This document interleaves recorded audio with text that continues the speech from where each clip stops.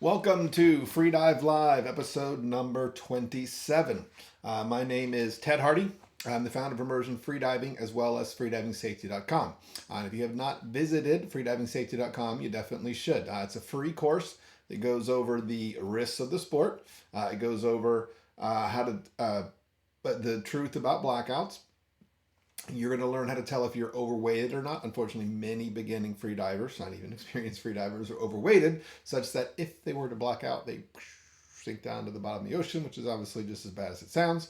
You're going to learn what's a loss of motor control, what's a blackout. We're going to talk about the fatality numbers, and most importantly, you're going to learn what to do, right? Someone has a loss of motor control or blackout. What the heck are you supposed to do? How do you fix it, right? So you can access, anyone can access that. It's free.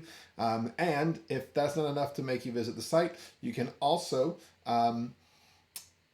if you pass the quiz at the end, I will email you 9 discount codes from the sponsors of freedivingsafety.com. So learn to save yourself, learn to save your buddy, or learn to save some money, right? Either way, there's no reason not to visit freedivingsafety.com. So for those of you that are not familiar with the format of the show, I typically start off with an entertaining or educational story. And then pick one topic to discuss in depth, and then I will answer your questions live at the end of the show. So for today, I'll be telling the story of Chris the Brit, one of my most famous, well, my most memorable students I've ever had. I've had around 1,000 students, so he definitely stands out as one of my most memorable students. So I'll share some of the things he did in the program. I will be discussing the three things that you probably didn't fully understand in your freediving class. And these are things that like my students didn't understand. Just for a long time, I didn't understand how important it was for them to learn those things. And then at the end of the show, I'll be giving away one viewer will win access to my Breath Hold Secrets program, which is normally $39, but someone watching will get it for free. So that'll be the game plan for the show. So for those of you that are tuning in, do me a favor. Let me know where you're from. Always interested in finding out where the folks that are listening are from. I do seem to get a pretty wide audience, so from all over the place. But anyway, let me know where you're from, and then start thinking. If you have questions that you'd like me to answer for you in the show, put those in the comments. And I have the ability to scroll through all of the comments at the end, and then I can see them that way.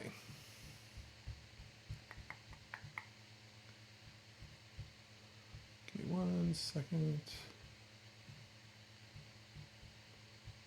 All right.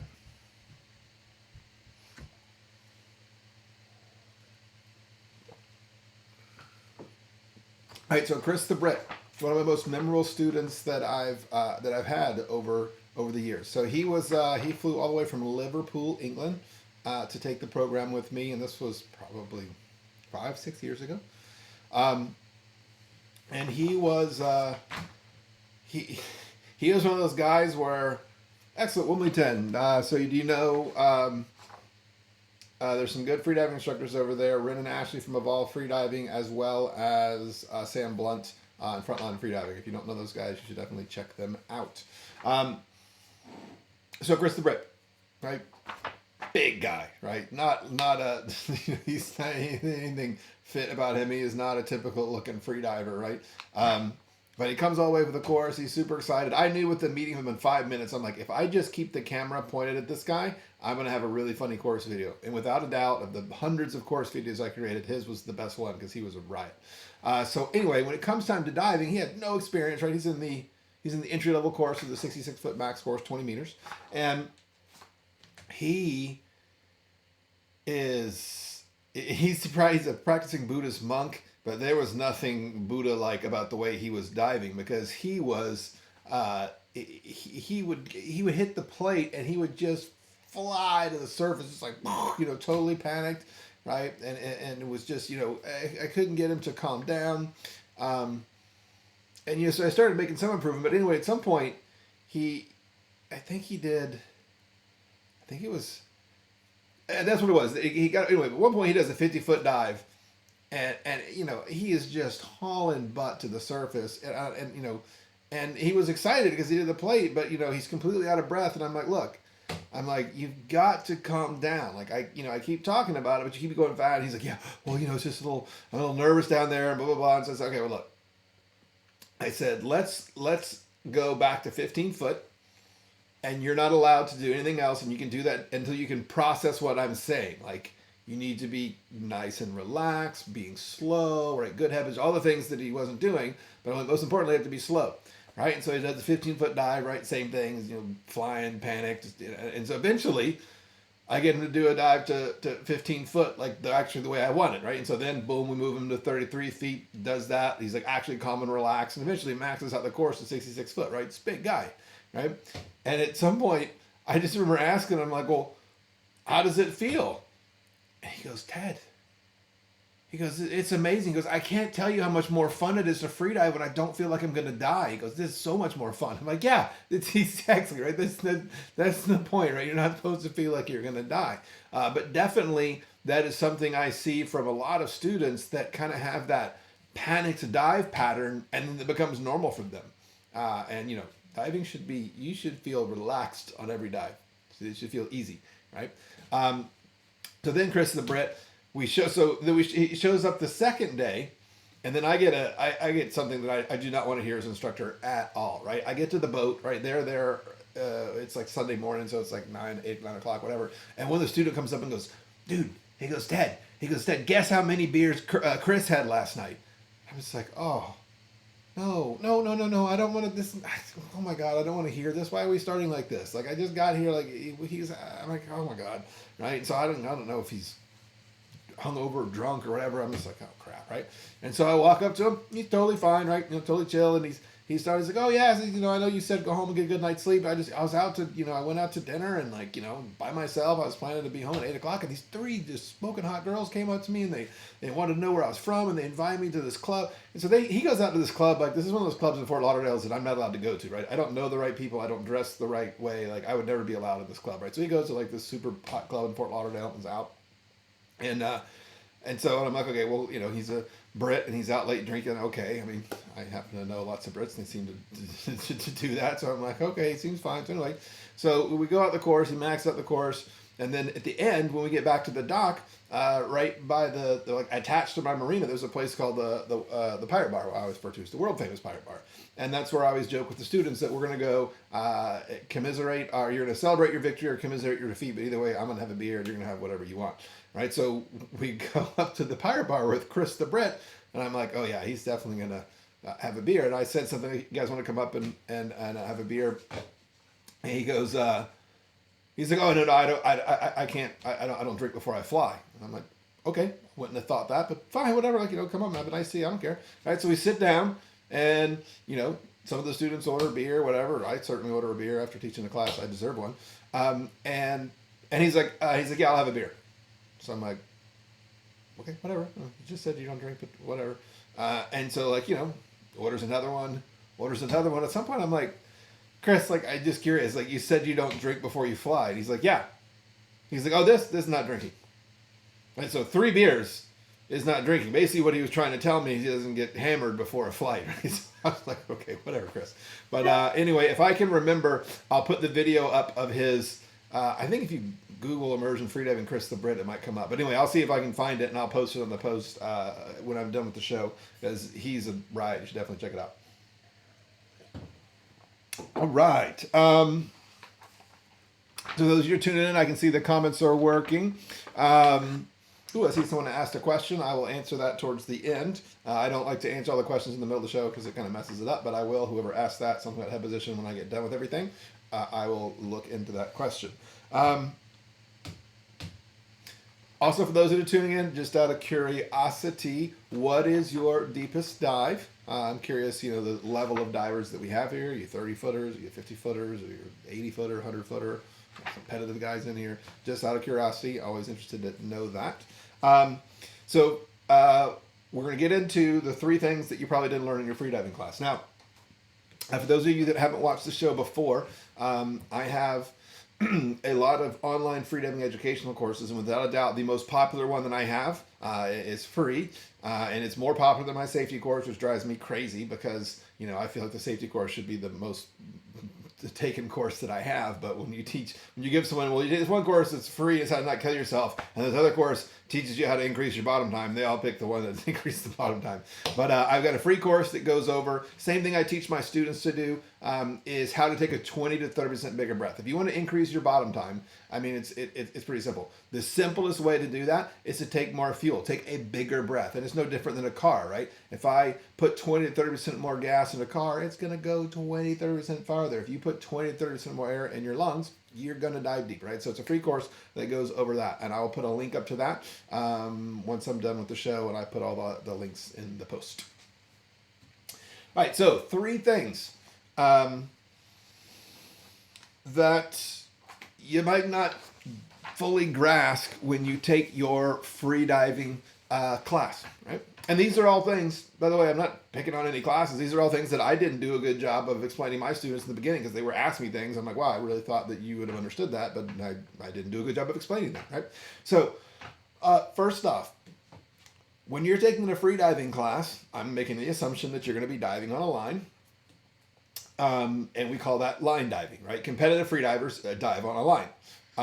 Freediving classes are typically taught on a line for a variety of very, very, very good reasons.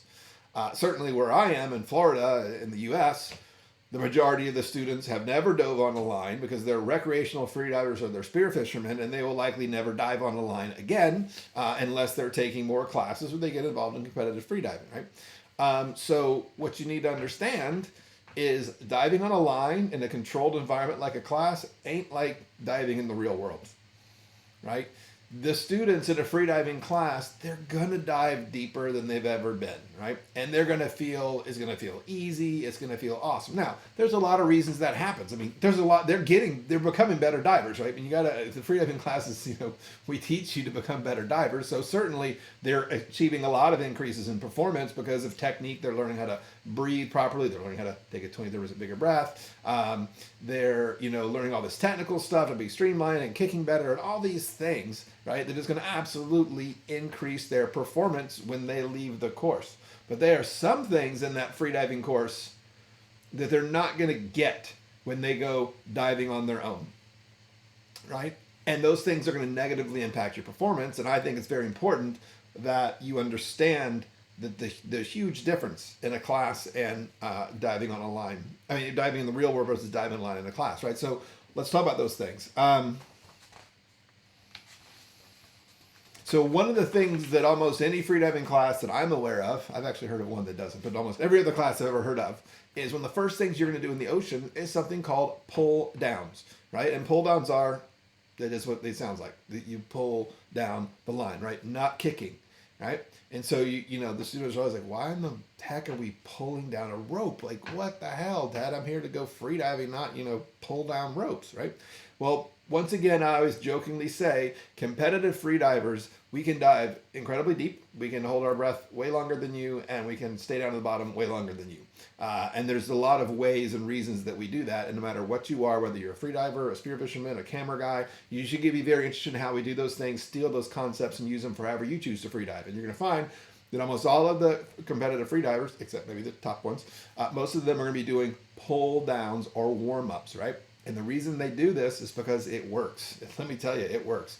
It is going to instantly or extremely quickly kick in your mammalian dive reflex. It's going to cause your heart rate to slow. It's going to cause your spleen to contract, which shoves more red blood cells in our system, which is like legal doping, right? I mean, so this is all these things are going to happen, blood shunting, all these things. Your dive reflex is going to kick in because the dive reflex is kicked in by 2 things. 1, holding your breath, and 2, pressure, depth. So by doing a pull down, we accomplish both. We get to pressure, or we get to depth, which increases the pressure, which increases the dive reflex, and holding our breath increases our dive reflex. So the pull down is designed to get down to depth as easily and as relaxed as possible. So I tell my students, their third dive in the ocean, and I've had students who have never been freediving before, their third dive in the ocean, as long as they can equalize their ears, they don't have any Frenzel issues, as long as they can properly equalize, I say the average student not only gets to 50 foot on the third dive in the class, that student's going to be pissed at me. Then I'm making them go up. I'm like, you go up. And they're like, but I feel fine. I'm like, I don't care. You go up, right? And they're like angry at me. And I'm like, you didn't think you could free dive past 20 feet. Right here, you're at 50 feet arguing with me, right?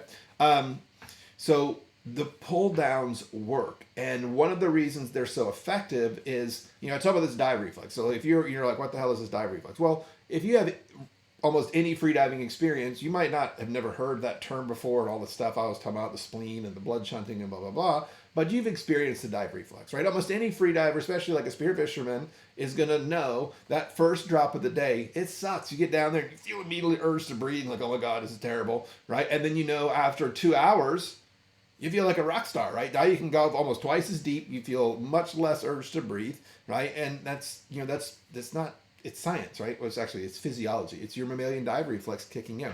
Now, typically, certainly among my students, since they're mostly spear fishermen, it takes them an hour or 2 hours before they feel really good, because yes, they're going down to depth. They're not pulling down a line, right? Because they ain't doing pull downs when they're spearfishing, but they are going down to depth and they're holding their breath. So they're like, well, Ted, why don't I can just do that? I'm like, no, because when you're diving down to depth, first of all, you're using a lot of energy, right? Which increases your heart rate. Secondly, if you're spearfishing, you are super excited, right? You've got adrenaline going. There might be sharks running around. You got to take the fish. You got to swim it back to the boat. You got to dispatch the fish. You got to kill the fish. You got to do all these things, right? And all of that stuff jacks up the heart rate, right? Which makes your dive reflex go away, right? So what most people do in the water, and if maybe they're a photographing guy and they're cruising all over the place, is everything they're doing shunts the dive reflex. It makes the dive reflex go away. But when you're taking a freediving class, your only goal is to make that dive reflex come out. And that's why we pull down super slow, right? And it allows us to get to depth calmly, right, and kick in our dive reflex. And that's why the students do 3 of those and they feel better than they've ever felt underwater.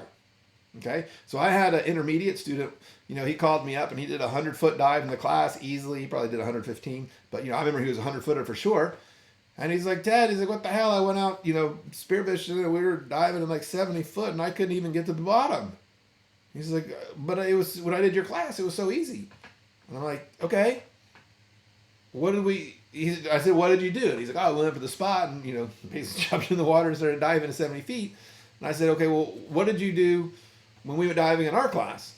And he's like, well, let's see. We got on the rig and we did a nice breathe up, and then we did those pull down thingies, right? And then he's like, and then I did 100 foot, no problem. I'm like, yeah. And so did you do any of that on your trip? Well, no, I was spearfishing. Well, then, yeah, that's why you're not going to get the results, right? So, in a freediving class, we throw I hate to use the word trick, but we use every trick in the book to make the students perform as well as they can, right? And the students are doing the dives, but oftentimes when they leave that controlled environment, they don't do all those things that gave them results, and then they seem a little shocked that they can't replicate what they did in class, right? So this was a long time ago, and I realized that I wasn't doing a good enough job explaining that to my students, right? I wasn't explaining that, yeah, you did this in class, but that's not going to transfer to when you go out on diving on your own, unless you do all those things. But most people don't do all those things, which is a whole other thing that seems to me that they should, but they don't. But anyway, all right, so that's one thing, is the idea of, you're not doing, when you leave the class, you're not doing all those things that made you get the performance, right? And that's why I suggest you should do those things, for instance, like pull downs. Secondly, in a freediving class, you are diving on a line, right? So you understand where you are at all times. You know that there's, because when I teach the class, I don't like the idea. I know some instructors just have a rope that goes down to whatever depth it goes down to. I always have the plate, because I've got an adjustable rig. I've got the plate at whatever depth they're diving to. So they're diving to 66 feet. They get to the plate at 66 feet, and they're not allowed to go past that, right? I can always tell them, if you go past the plate, you're going to spend the rest of the course on the boat with the captain, because you're not allowed to go past the plate, right? It's like Top Gun, don't go below the hard deck. So they know what depth they're going to. So there's none of that issue. And secondly, I'm going to be following them down on every single dive, right? So it's going to be the safest freediving they've ever going to be doing, right? So they're safe. They've got a line, right? So it's a known dive, right? But when you're recreational diving outside of those things, right? For instance, if you're spearfishing or even whatever you're doing, you don't know how deep you're going to be. You don't know how long you're going to be down there. You've got all these other variables which lead to stress. oftentimes you're not in good visibility, right? Luckily for me, where I live in Fort Lauderdale, the visibility is typically where I teach, because we go out to 600-700 foot of water, is typically awesome, right? I mean, like 30 foot is like crap viz for me, right? Regularly I can see the students 60 and sometimes 100 foot. So, you get that good viz, which definitely helps, right? So you got all these things that make you do better in the programs.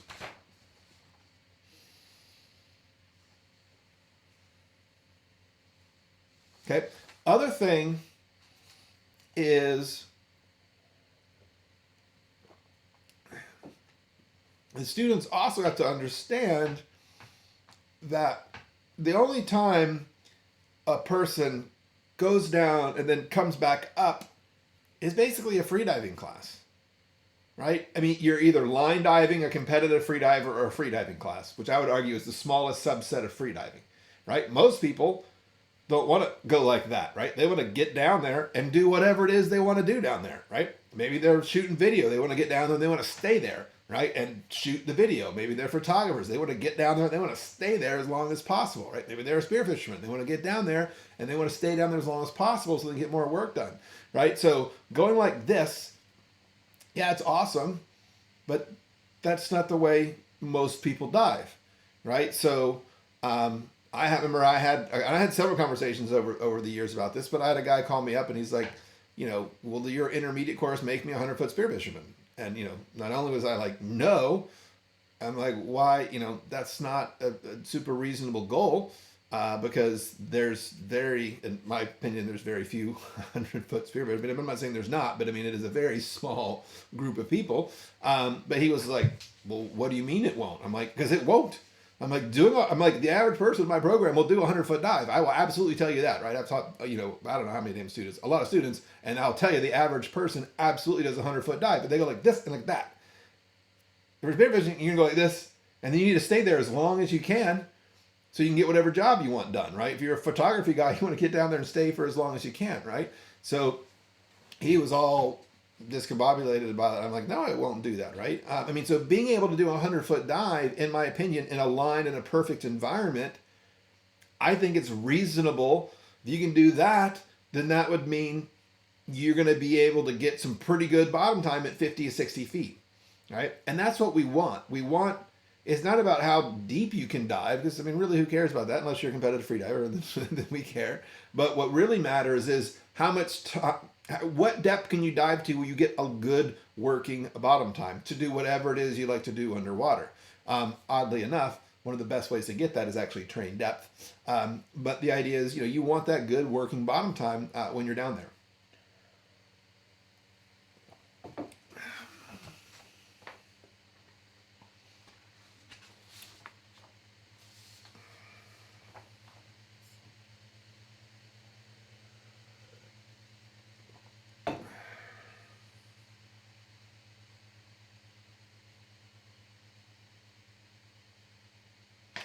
Okay, third thing. Third thing is what you probably didn't learn in the freediving class, is how to train at home after the class, right? And the reason I can say that is I'm known for running pretty thorough courses. And my entry-level courses, I get a little bit about training, but not a lot. My intermediate students, they get a good amount of training, but I'm going to say the story why the information I give them is basically worthless, is it doesn't work. And if you take an advanced course, like advanced or level 3, then they're going to get pretty in depth. But that's a very tiny percentage of the students, right? So the idea is most of the students don't walk away with the thorough understanding of how to generate and create a training plan that they can do at home, right, on dry land. Right, so the one of my programs, the most popular program that I have, or one of the most popular programs that I have, is my 28-day freediving transformation program. And it's funny, the purpose of the program is to provide the students, 5 of the most effective dry land training exercises they can do. And it's basically, it's it's similar to the information that I would give in my intermediate course. Now, I guarantee you that the 28-day course gives way more information. It's way better than what my intermediate students would get because I've learned more stuff, and secondly, because I'm not time constrained, right? My courses, I'm always packed by time, right? So the reason that I created the 28-day program is I realized after 10 years, I've been doing it wrong. I would argue that, in my opinion, all the freedive instructors are doing the information wrong. So the idea is in the intermediate class, I have all this information that's going to make you a better diver, right? If you do this training, you do these things, you do these breath holds and do all these things, it's going to improve your diving. And I would always ask after the course, so how's it going? You guys doing the training? And they're always like, the wife, the kids, they would never do it.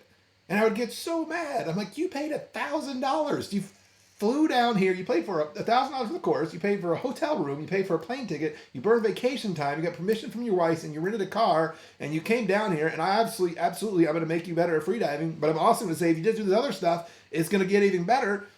And they never do it. It drives me crazy, right? So the past 2 years, I know how to sell.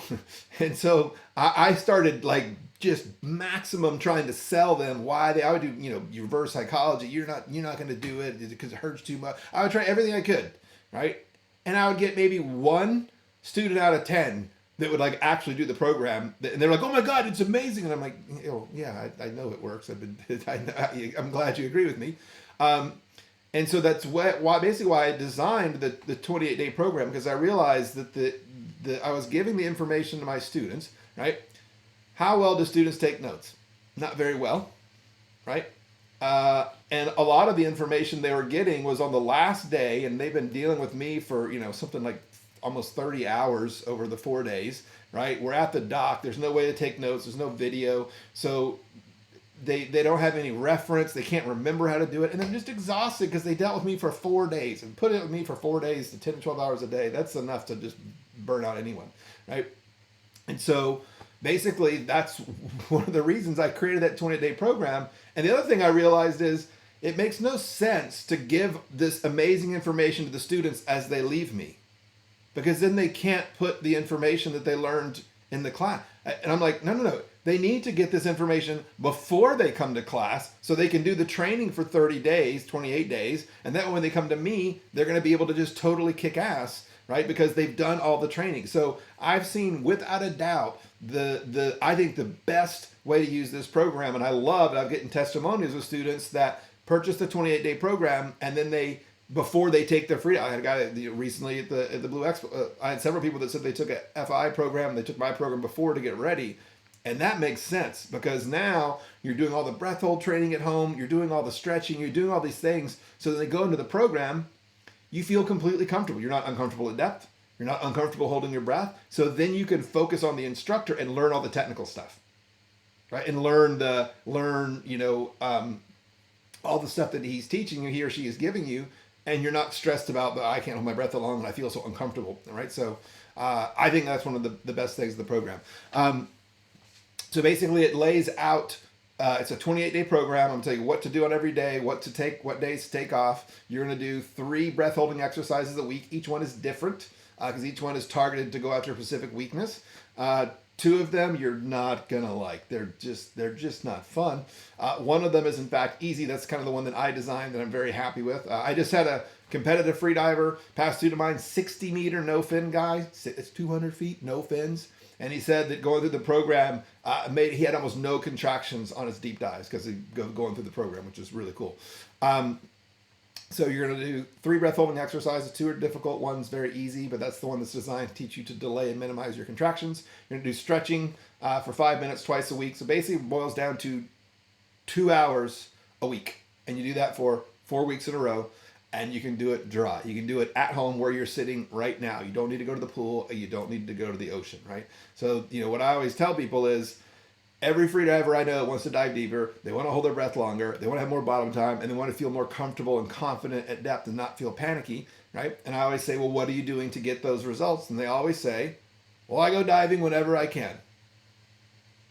Okay, but that's not training. That's not targeted and specific training. And there's one group that knows how to dive crazy deep and stay out a long time. It's competitive freedivers, because we do very specific and targeted training, right? There's nothing special about me. I'm not a, I don't eat twigs and berries. I don't, meditate on the rocks. I just a normal guy. I've got a body built by beer, bourbon, and barbecue, yet I can free dive quite well because I've done very targeted and specific training, right? So that's the idea in the 28-day program. So I'll put a link up to that. That is $149, and I'll put a coupon code for $20 off, and that'll be good for 24 hours.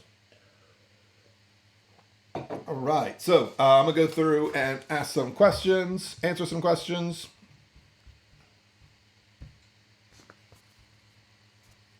Octavio, 200 feet. Holy cow, I missed that. 53 meters. Very cool. Steven, 15 meters spearing, but little bob and time. Yeah. The 28-day free diving transformation program would absolutely fix that.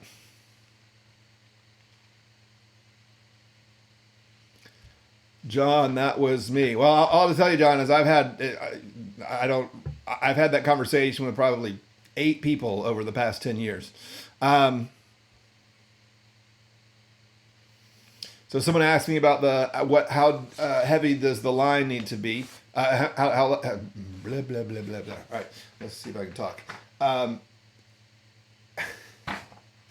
On the line, how heavy does the weight need to be, right? And the weight that we like to use is 25 pounds, right? So, and the reason you want that much weight is because as soon as you start monkeying around with less of that, 15 or 20 pounds, when you start to pull down the line, you're gonna pull up the weight, right? So if I'm pulling down the line, I want that line to be stuck down there, right? Not moving, so I can pull, right? Right? Because if that weight's not enough, you're gonna start pulling it up, and it's just frustrating. So you don't want to mess around with that. You want 25 pounds on it, and that thing ain't gonna it's gonna move. It's gonna be totally solid. Oh, and I see Octavia already asked that. Okay, questions. Dale Bartouche asks me, what program is that? I'm guessing you're talking about what is the program that I was talking about. That's the 28-day free diving transformation program. I'll put a link to it at the end. If that's not what your question was, Dale, repeat it. All right, so Kevin asks, typically does free diving have less risk of narcosis than scuba diving? All right, so Kevin, yes, free diving has much less risk of narcosis than scuba diving, for sure, right? I mean, in scuba diving, nitrogen narcosis, instructors will talk about it, they'll start seeing it 80, 100 foot, right? I mean, so typically, I worked in the Keys as a scuba instructor. We had one deep wreck dive that we would go to the Thunderbolt. The deck's right about 100 foot.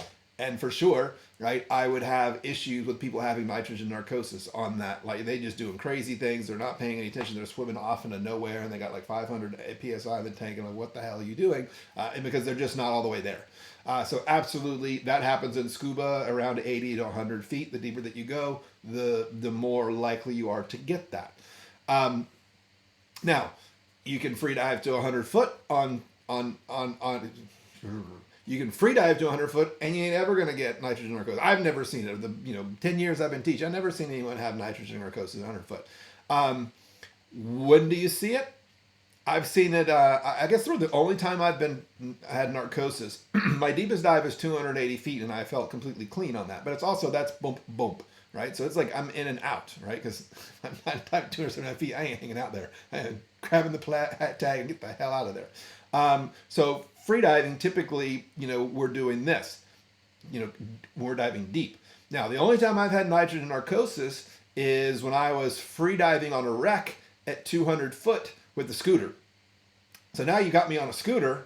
So if I can do a dive to 280 feet without a scooter, you put me on a scooter to 200 feet, I can actually hang out down there, right? For, a couple of minutes, right? I can actually totally cruise around the bottom. So I was doing dives to 200 foot, and they were maybe 3-minute dives. I was so long, I don't remember how they was between 2 and 3 minutes. I don't remember, but I definitely remember on one of those dives being down there, and it was like the boom, boom. I felt like I could hear the drums. I could feel it, and I know there's no drums going off down there, and I can just start to feel this kind of like buzz, and it's like boom, boom, and I'm like, yeah, that's kind of cool, but I'm 200 foot underwater. I got no scuba tank on. I don't need to. I do not like the idea that I do not have complete control of my faculties at 200 foot freediving. So as soon as I felt that, I'm like, I'm out of here, right? And I was kind of it. I'm like, I quit, right? I'm like, I don't want to be at 200 foot freediving and be like, swimming off into the blue, right? So the long answer to your question is, or the short answer to your question is yes, you can get narcosis on freedive while freediving, but it typically happens much deeper than it ever would on scuba. And my only experience with it was on 200-foot scooter dives where I was spending multiple minutes at that depth. On my, 280-foot dives, touch and goes, I've never felt anything. Now, competitive freedivers will tell you for sure, when I say competitive freedivers, I mean like way better than me, but like world record freedivers that are diving to 400 foot will absolutely tell you that narcosis is a factor for them, right? They are definitely, at that depth, even though they're going down and up, they are definitely struggling with narcosis, and that is one of the limiting factors for some of the deep dives. Right? So hopefully that answered your question. I feel like it did.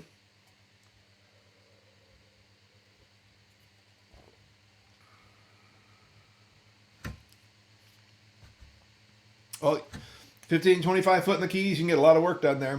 But before I took a freediving class, I guess yeah, I guess where I was spearfishing in 15. You spearfish in the Keys at 15, 25 foot, you can get plenty of fish.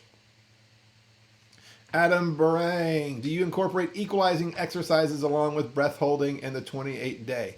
No, the 28-day program doesn't discuss equalizing whatsoever, but I do have a program that is specifically for equalizing. I have a program.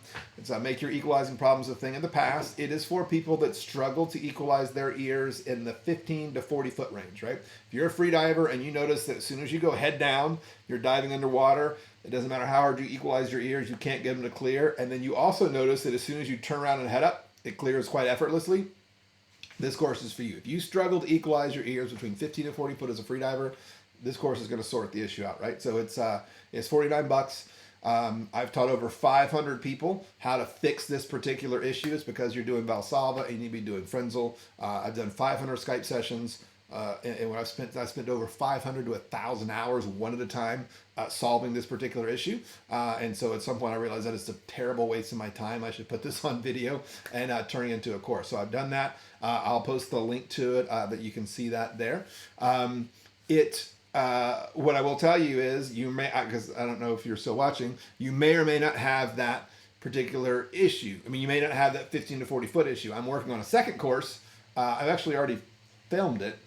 Oh my God, I forgot about it. I filmed it. I just went on vacation. I forgot about it. So I've actually got a second course that goes over if you're struggling to equalize your ears in the 60 to 130 foot range, so 20 to 40 meter range, right? Because that's a whole nother equalizing set of problems. And so I've got a course that at some point, probably within the next month, hopefully sooner than that, we'll be addressing that. All right, so hopefully that answers your question. Adam.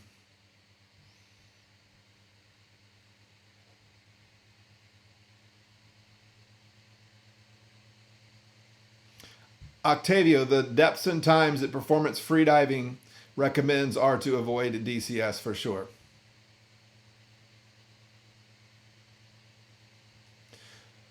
John, if you so John had asked if I take the 28-day class and then you're eating meat, what did you get a discount? The 28-day program is included. Where did my windows go? Sorry. There you can see my computer. No. Sorry. The 28-day program is included in my intermediate course. The only issue is I don't have any courses on the schedule, and I don't know if I'll be teaching any this year. I'm totally focused on Freedive Live, all my online courses, and I get so busy when I teach. There's no way I can teach and develop this new business. So for the moment, I have no courses on the schedule. I don't know when I will resume. I just have to focus on what I'm doing. So, but what I will tell you is when at some point in the future I start running intermediate classes again, it's included in the course, but that probably won't be till next year. Ooh, there's Dexter barking. So Adam, if you're having that issue at 60 foot or less, then you probably don't have the issue of the first program, the 15 to 40 foot one. But you might learn from the second program that I'm creating that I haven't put out yet. All right, so I'm going to wrap this thing up. If there are any more last questions, we put that in there. I will address those. But so now I'm going to be giving away the Breath Hold Secret program. So all you need to do, if you want to enter to win that enter to win that course, is in the comments wherever you're watching, whether you're on YouTube, whether you're on my personal Facebook page, Deeper Blue, Immersion, Freediving Safety, wherever you're watching this, put in the comments, I want to win the Breath Hold Secrets program. That's the first thing you got to do. Okay, that lets me know that you're trying to win. Second thing you got to do is you have to go to Immersion Freediving's Facebook page. Not Deeper Blues page, not my YouTube page, not my personal Ted Hardy page, Immersion Freediving's page, and you have to find this post. Freedive Live 27, of me talking, this post. You need to share it, and then you need to, when you share it, you need to tell people why should they watch Freedive Live. Myself and Kathy will look at all the people that have shared it, and whatever reason we think is the best reason, that's the one that we're going to pick the winner. Now, when you share it, tag Immersion Freedive in it, or send me a friend request, because sometimes when people share the thing from Immersion Freediving, a lot of times I can see what they're saying, but sometimes I can't see it, so I don't know that I can't see what you did, right? So tag Immersion Freediving, or just send me a friend request. And then I'll make sure that I can see it. And basically, tomorrow evening, I'll pick the best one. So basically, yeah, you're just trying to say, hey, this is why you should check out Freedive Live. Me and Kathy, we tend to like funny stuff. But anyway, so I'll be giving. I did this yesterday, and so I'll be giving that one away. I'll be announcing the winner later tonight. So once I shut this thing down, give me about 10 minutes, and then I'll go through and I'll put all the links. You guys were asking about all the programs that I talk about, the equalizing program, the free course on a bigger breath, this, that, and the other. And so it takes me about 10 minutes, and I'll post those everywhere so you can look and access that there.